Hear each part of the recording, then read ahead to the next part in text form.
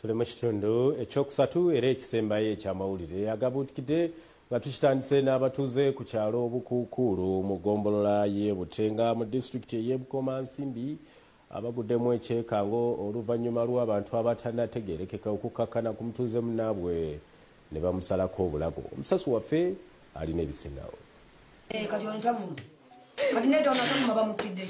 Edward Kafeero w'emyaka 48 ng'abadde musirikale w'eggye ekkuumabyalo yatiddwa mu Bukambwe ng'omulambo gwe gusangiddwa nga gugangalamye mu kisabo ky'omusaayi mu kasinyi k'e Kakuukuulu.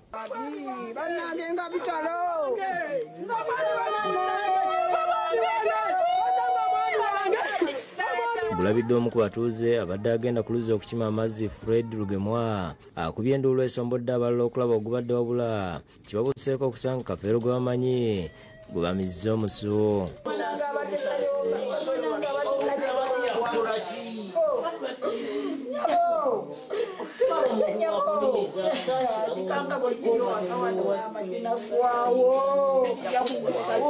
Badde ngenda ku luzzi kati baba bangamba nti togendayo waguddeyo akabi nengendayo ndabe ani yafuniddeyo obuzibu mukutuukayo ndaba omunanga simutegeera ekuyita bannanga babaddewo kubaka amutegeera abadde musajja mukwata mpola naye kitukubye enkikwe mbutuufu okusanga Kafeero ku kkubo nga bamusse mu nzita ey'entiisa basaze musale bulago ng'abasala embuzi.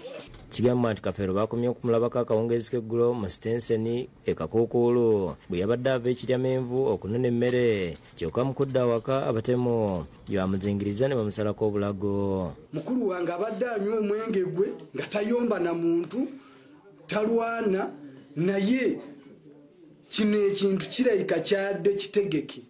Okusinza ku nnamwandu Teopista Najjuma bayavudde awaka eggulo n'agenda e Butayunja okubaakubya naye wabula bakanze kumulinda nga takomawo ekyabawaliriza okumukubira essimu n'abategeeza nga yabadde akyalina gw'alinze wabula bw'atuuse ku kyanga tannadda. Nenyambuka engulu awo nempita kkojja mmandi naye naakuba ngegamba teriiko. Nengamba abaana tulindemu tulabe oba alina banne be yakwataganye nabo. Ninyambuka engulu awo ewa Bukenya omuvubuka Fred wansanze wa booda nangamba jangu tugende waka. Ono agambye nti si gwe gusoosa abatemu okwegeza mu kutta bba kyokka nga yeebuuza ekimusa ti kuba abadde talina buzibu na muntu ku kyalo.